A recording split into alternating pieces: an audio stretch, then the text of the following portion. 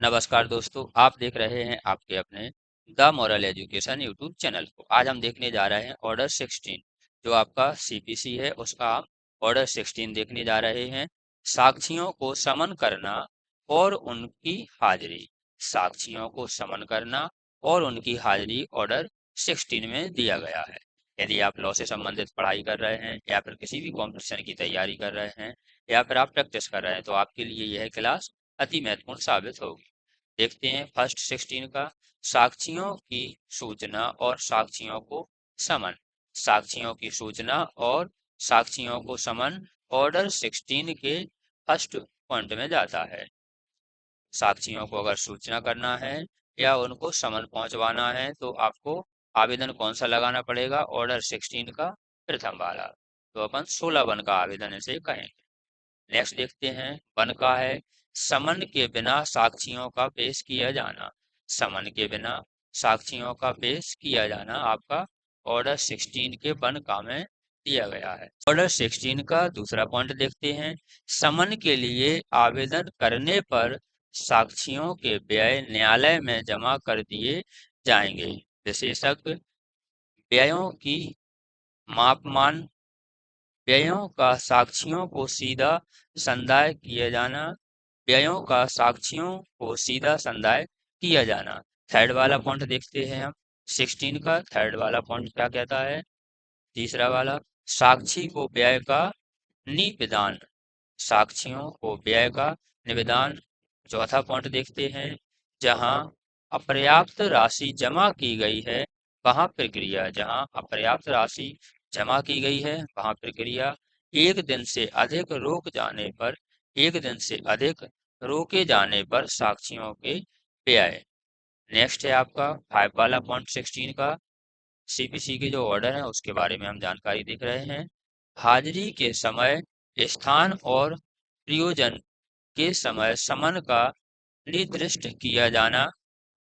हाजिरी के समय, स्थान और प्रयोजन का समय में निर्दिष्ट किया जाना। 6 पॉइंट देखते हैं 16 का। दस्तावेज पेश करने के लिए समन। तो जो दस्तावेज पेश करने के लिए समन जाता है वो आपका 16 के 6 में जाता है। यदि हमें दस्तावेज पेश करवाना है और समन पहुंचवाना है तो हमें आवेदन 16/6 का आवेदन लगाना होगा। नेक्स्ट देखते हैं 7 वाला। 16 का 7 पॉइंट कहता है न्यायालय में उपस्थित व्यक्तियों को साक्ष्य देने या दस्तावेज पेश करने के लिए अपेक्षित करने की शक्ति। क्या कहता है 7 पॉइंट? न्यायालय में उपस्थित व्यक्तियों को साक्ष्य देने या दस्तावेज पेश करने के लिए अपेक्षित करने की शक्ति आपका 16 के 7 में दी गई है। देखते हैं 7 का है 16 का 7 का। तामील के लिए पक्षकारों को समन का दिया जाना। तामील के लिए पक्षकारों का समन का दिया जाना तो आपका 16 के 7 का में दिया गया है। नेक्स्ट देखते हैं 8 वाला है 16 का 8। समन की तामील कैसे होगी? समन की तामील कैसे होगी यह आपका 16 के 8 में दिया गया है। 9 वाला पॉइंट देखते हैं समन की तामील के लिए समय। समन की तामील के लिए समय आपका 16 के 9 पॉइंट में दिया गया है। नेक्स्ट देखते हैं 10th वाला पॉइंट क्या कहता है आपका। 10th है जहां साक्षी समन का अनुपालन करने में असफल रहता है वहां प्रक्रिया। यदि साक्षी समन का अनुपालन करने में असफल रहता है तो वहां प्रक्रिया आपके 16/10 में दी गई। नेक्स्ट देखते हैं 11 है यदि साक्षी उपसंजात हो जाता है तो कुर्की प्रत्याहरण की जा सकेगी। यदि साक्षी उपसंजात हो जाता है तो कुर्की कहाँ की जाती है? आपके 16 के 11 में की जाती है। 12 वाला देखते हैं यदि साक्षी उपसंजात होने में असफल रहता है तो प्रक्रिया कहाँ दी गई है? यदि साक्षी उपसंजात रहने में असफल रहता है तो आपके 16 के 12 में प्रक्रिया दी गई है। 13 देखते हैं कुर्की करने का ढंग। कुर्की करने का ढंग क्या है? 13 में दिया गया है 16 के 13। नेक्स्ट देखते हैं 16 का 14।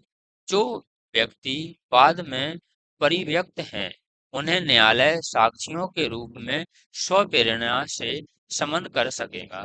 तो जो न्यायालय की शक्ति है स्वप्रेरणा से समन करने की, वहां कहाँ दी गई है? 16 के आपके पॉइंट 14 में दी गई है। तो यह आपके पेपरों में भी पूछ ली जाती है। नेक्स्ट है आपका 16 का 15, उन व्यक्तियों का कर्तव्य जो साक्ष्य देने या दस्तावेज पेश करने के लिए समन किए गए हैं। तो उन व्यक्तियों का कर्तव्य जो साक्ष्य देने या दस्तावेज पेश करने के लिए समन किए गए हैं, यह आपका 16 के 15 में दिया गया है। 16 का 16 क्या कहता है? वे कब प्रस्थान कर सकेंगे? वे कब प्रस्थान कर सकेंगे? यह 16 का 16 कहता है। 16 का 17 क्या कहता है? नियम 10 से नियम 13 तक का लागू होना। जो आपका 17 है, 16 का 17 उसमें दिया गया है कि नियम 10 से और 13 तक का लागू किया जाना दिया गया है। 18 देखते हैं। 16 का 18 है, जहां पकड़ा गया साक्षी साक्ष्य नहीं दे सकता। जहां पकड़ा गया साक्षी साक्ष्य नहीं दे सकता या दस्तावेज पेश नहीं कर सकता, वहां प्रक्रिया 16 के 18 में दी गई है। 16 का 19 क्या कहता है? 16 का 19 कहता है आपका, जब तक कि कोई साक्ष्य किन्हीं निश्चित सीमाओं के भीतर का निवासी ना हो, वहां स्वयं हाजिर होने के लिए अदृष्ट नहीं किया जाएगा। जब तक कि कोई साक्षी किन्हीं निश्चित सीमाओं के भीतर का निवासी ना हो, जिसका एड्रेस पता ही नहीं होगा, उसे कैसे बुलाएंगे? तो एक निश्चित होना चाहिए निवास स्थान। वह स्वयं हाजिर होने के लिए आदिष्ट नहीं किया जा सकता। उसे स्वयं हाजिर होने के लिए नहीं बुलाया सकता, क्योंकि उसका एड्रेस ही अपने पास नहीं है। 20 देखते हैं। 16 का 20 क्या कहता है? न्यायालय द्वारा बुलाए जाने पर साक्ष्य देने से पक्षकार के इनकार का परिणाम। न्यायालय द्वारा बुलाए जाने पर साक्ष्य देने से पक्षकार के इनकार का परिणाम आपका 16 के 20 में दिया गया है। तो ऐसी ही वीडियो प्राप्त करने के लिए आप हमारे चैनल को सब्सक्राइब कर लीजिए, जिससे सबसे पहले आप तक जानकारी पहुंच सके। हमारे चैनल पे लॉ और इंग्लिश से संबंधित क्लास डली हैं, आप उन्हें भी देख सकते हैं।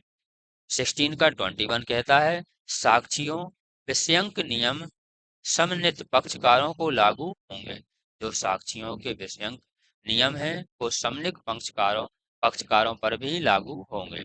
तो यह रहा आपका ऑर्डर 16 से संबंधित संपूर्ण video. Thank you for watching video.